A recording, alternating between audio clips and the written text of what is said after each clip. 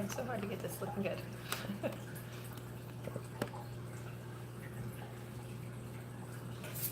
Good morning, good morning. How is everyone doing today? So today we are talking about acclimating fish. Now, everybody has a little bit different methods of how they're going to acclimate their fish, and acclimating is different for you as a hobbyist versus your local pet store, or versus how you're going to get fish when you purchase them online. Not how you're going to get fish, but if you order fish online and they come straight to your door, that might be a little bit different of an acclimation process for you as opposed to just going and picking them up at the local fish store. Now, I've heard a lot of people do it several different ways, and there's no way that's wrong as long as your fish are healthy and happy and are successfully making it through that acclimation and hopefully through the quarantine. So please comment, share. I would love to know how you acclimate your fish, what you've had success with, what you haven't, if you've learned any lessons through acclimating fish, and I will tell you a couple of the different ways that I have heard of acclimating fish as well as how I acclimate my fish. So first I'm going to go over how I acclimate my fish. There are all my tanks are saltwater, so there are three really important factors that I'm looking at when I'm acclimating fish.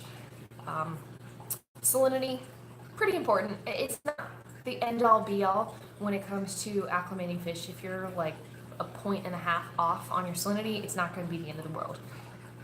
The other two factors that you're looking at, cracking me up, are temperature and pH.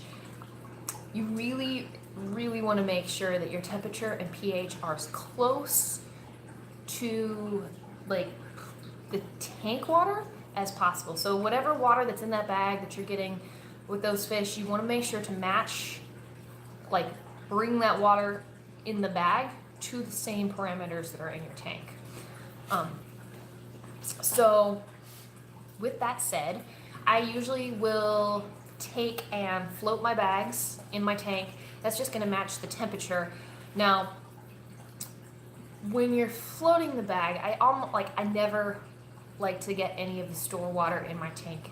So if it's been like double and triple bagged, sometimes I'll just go take it in the sink and just like rinse it off real quick with tap water. That way, if there was anything, like if there was store water on those bags, if there was anything in the store water, that'll kill it. So float the tanks to get the temperature matched.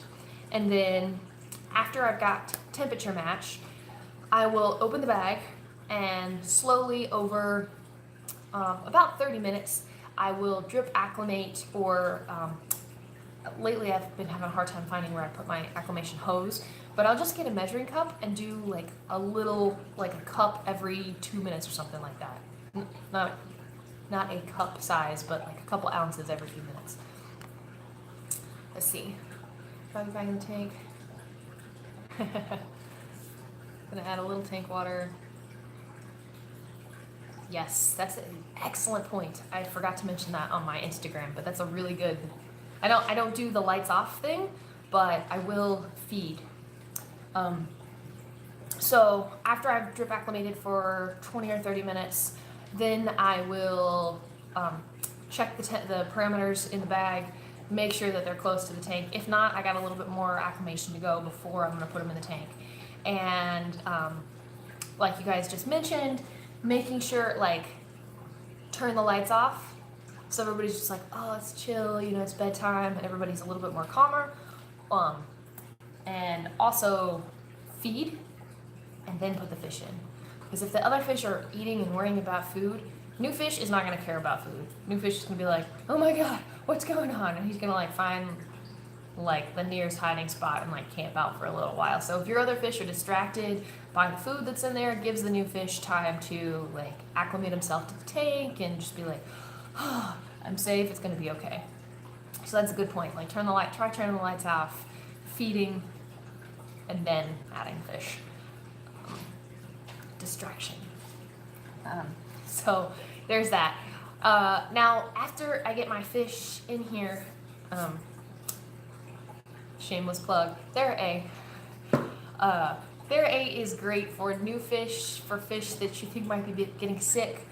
Um, this, I'm fairly certain, is half of what has saved my, well, this and medication is what has saved my clownfish from uranema, knock on wood.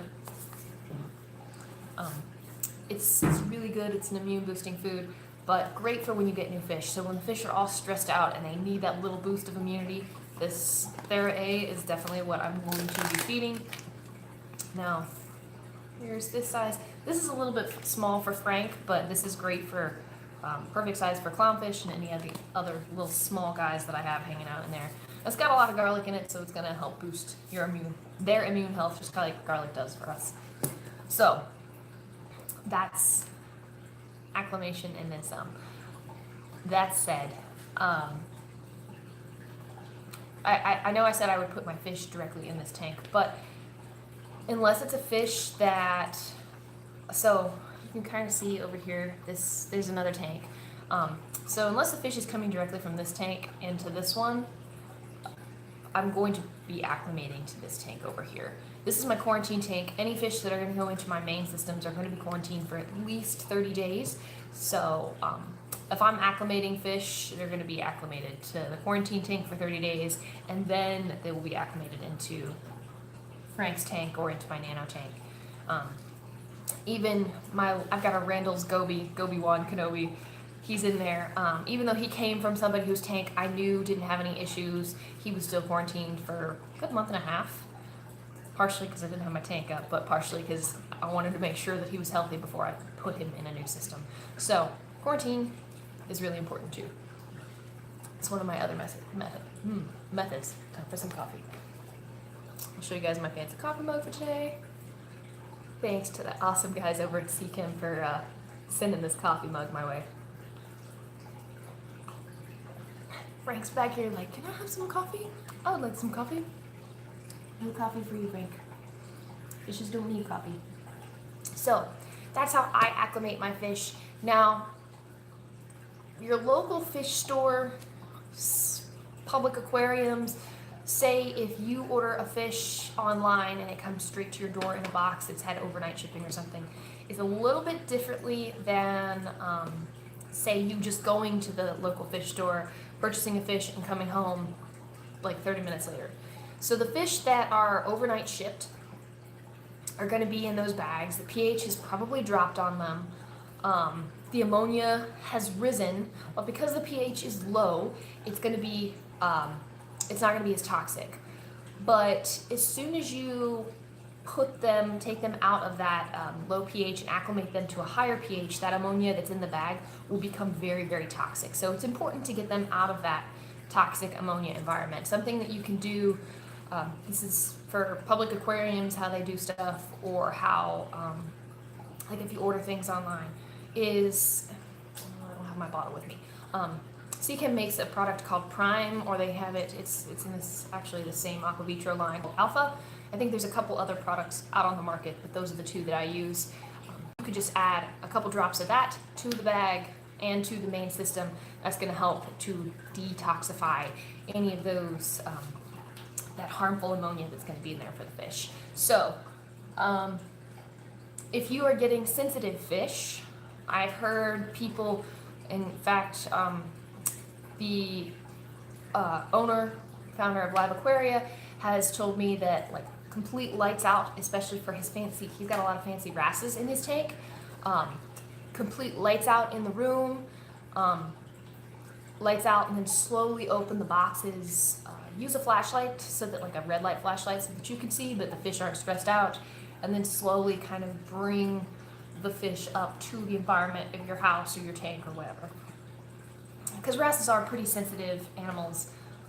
If you've ever dealt with wrasses, you know, like, you look at them wrong, they're like, oh, no. So,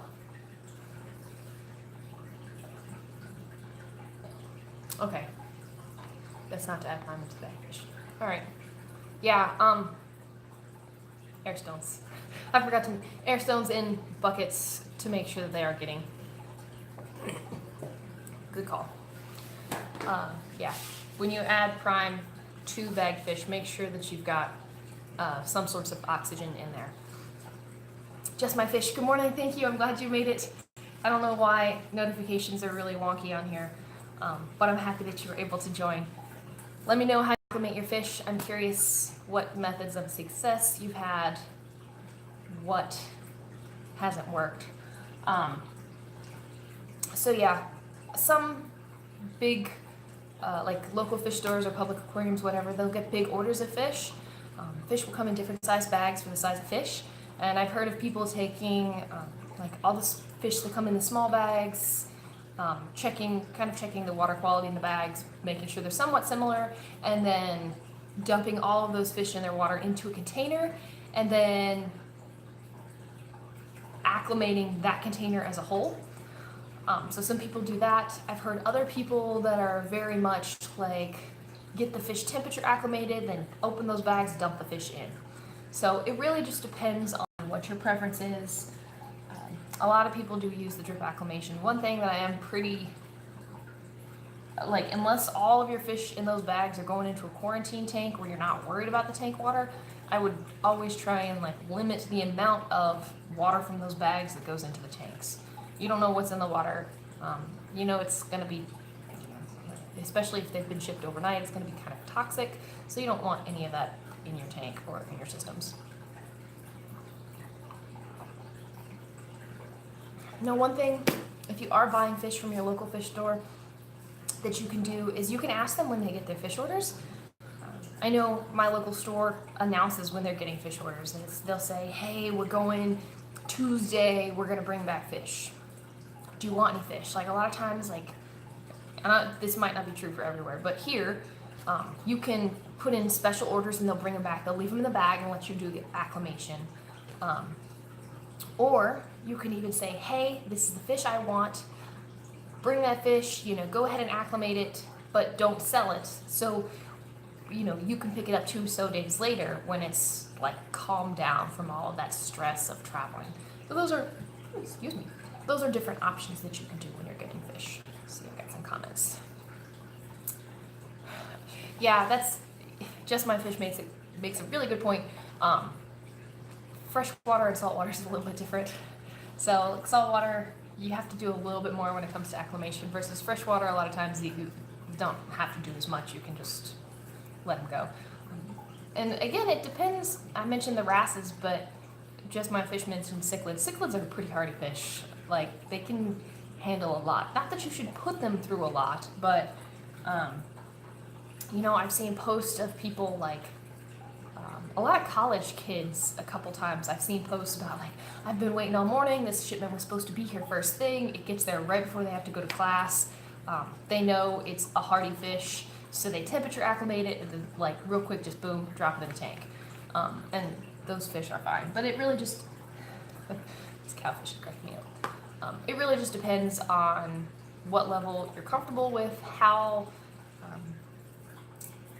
what kind of fish you have, the tools that you have to do so. Frank is a ham. He's a total ham. So the reason that spurred this whole thought conversation for today is the aquarium that I work at, we got a big fish shipment this past week, and it's like Christmas morning, right? So one of the fish we got was the cowfish. He's cool, not as cute as Frank. Nothing's gonna be as cute as Frank.